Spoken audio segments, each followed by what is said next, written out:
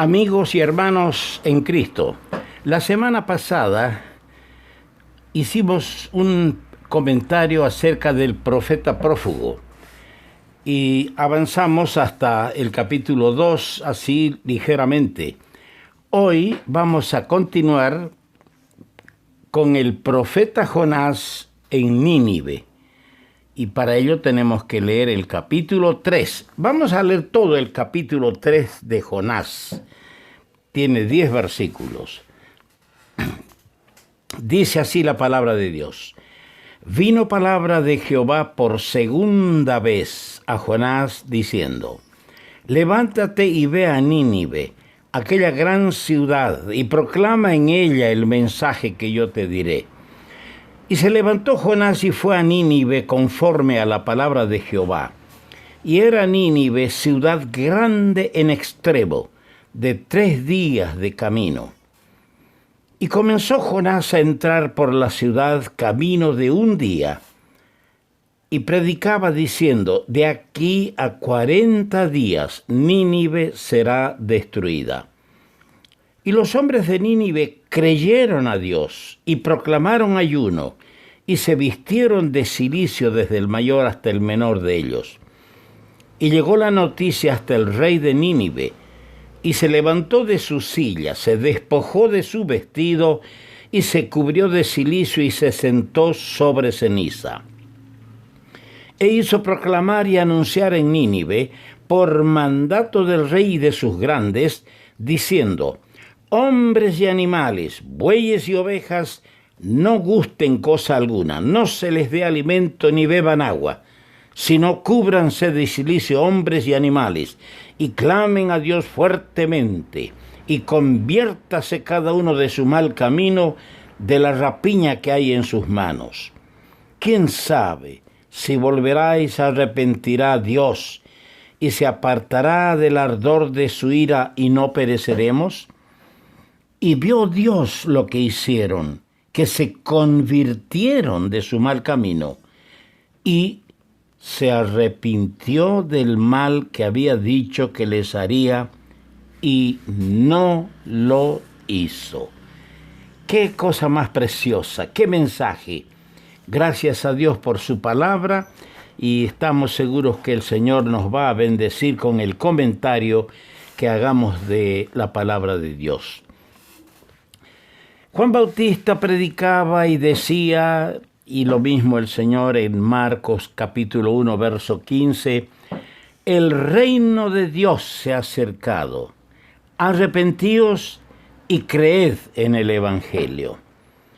Por supuesto, hay mucha diferencia entre la prédica de Jonás en Nínive, que era solamente de juicio, a este mensaje de arrepentimiento que predicaba Juan Bautista.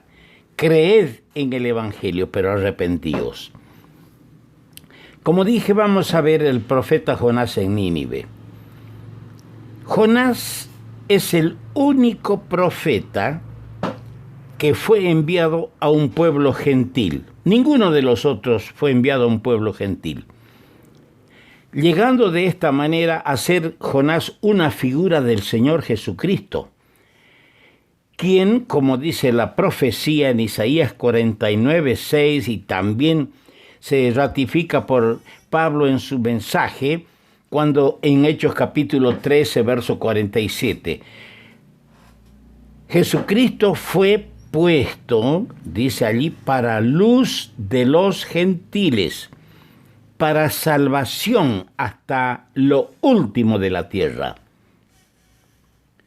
Jonás fue un profeta, aunque en su libro, y esto es bueno destacarlo, no encontramos profecías como en los otros libros proféticos.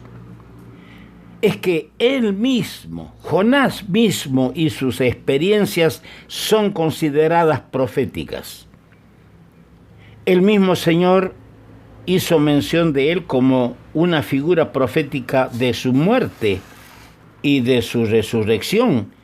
Eso es lo que leemos en Mateo, el capítulo 12, el versículo 40. Porque como Jonás estuvo en el vientre del gran pez 3 días y 3 noches, así estará el Hijo del Hombre en el corazón de la tierra 3 días y 3 noches. Es una figura profética, él en su persona. Él no hizo profecías, Jonás. Pero al mismo tiempo el Señor, en el versículo 39 de este capítulo 12 de Mateo, le llamó profeta. Dice, él respondió y les dijo, la generación mala y adúltera demanda, me pide señal, pero señal no le será dada sino la señal del profeta Jonás. El Señor le llamó profeta.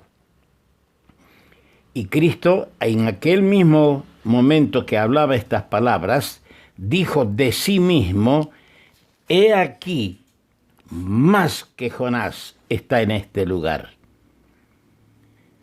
Ahora, hay un gran contraste entre el Señor Jesús y Jonás. A pesar de que Él se digna, el Señor mismo se digna mencionarlo como una figura suya, la perfecta obediencia de Cristo, aún hasta la muerte, está en un marcado contraste con la triste desobediencia de Jonás, que también le llevó hasta el borde de la muerte. Jonás, por su desobediencia, fue hasta el borde de la muerte. Y Cristo, por su obediencia perfecta, fue hasta la misma muerte. Qué incomparable que es el Señor Jesucristo. Cuánto debemos nosotros los redimidos averiguar, investigar más de lo grande que es nuestro Salvador y darle las gracias. Y la mejor manera de darle las gracias no es solamente con los labios en oración, es con una vida entregada, consagrada para Él. Es la mejor expresión de gratitud que podemos darle a nuestro Señor. Yo quiero que veamos 5 cosas de Jonás en Nínive para empezar. Primero, en el versículo 1 que hemos leído dice, vino palabra de Jehová por segunda vez. Hay una nueva oportunidad. Amado hermano, ¿cuántas veces hemos desobedecido? Hemos caído bajo.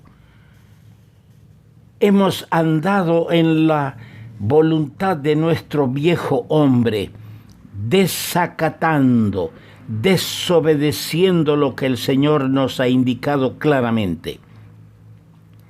Pero hay una segunda oportunidad. ¿Por qué? Porque la gracia de Dios sobrepuja a nuestra maldad. Más grande es su gracia que nuestra maldad. ¿Cuántos de nosotros somos deudores a la gracia de Dios porque nos dio una nueva oportunidad? Y si estás apartado, si estás aplastado por la desobediencia en tu vida a Cristo, hermano, escucha y aprende. El Señor te quiere dar una segunda oportunidad, una nueva oportunidad. Porque su gracia, como dije, sobrepasa a nuestros errores y a nuestra maldad.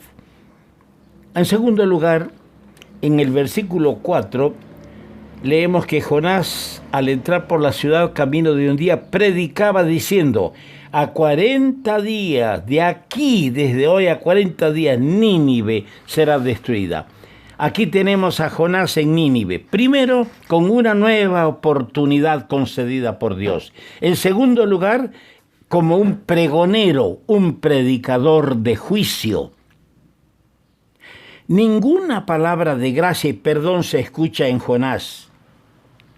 Solo se le oye hablar y anunciar un juicio. Qué diferente es aquel que vino de la alta gloria, aquel que es más que Jonás. Él pudo decir las palabras que están en Isaías 61:1. Me ungió Jehová, me ha enviado a predicar buenas nuevas. Y en su mensaje inaugural, Jesús de Nazaret, en la sinagoga de Nazaret, cuando dio su primer mensaje, precisamente le dieron el libro, el rollo de Isaías 61, y les dijo cuando leyó esto: hoy se ha cumplido esta profecía delante de vosotros. ¡Qué mensaje distinto al de Jonás! En tercer lugar, vemos en el verso 5, fe en Dios. ¿Por qué? Porque los hombres de Nínive creyeron a Dios y proclamaron ayuno. A pesar de la severidad del mensaje, escuche bien, porque era muy severo el mensaje, iba a ser destruida la ciudad en 40 días desde la prédica. A pesar de la severidad del mensaje y la poca voluntad del predicador, del mensajero, que de mala gana fue con el mensaje, los hombres de Nínive creyeron a Dios. Dice claramente el versículo 5, los hombres de Nínive creyeron a Dios. Parecería que vieron a Dios mismo tras el mensajero que anunciaba el juicio. Y aceptaron su palabra con sincero arrepentimiento. ¿Sabe, mi amigo?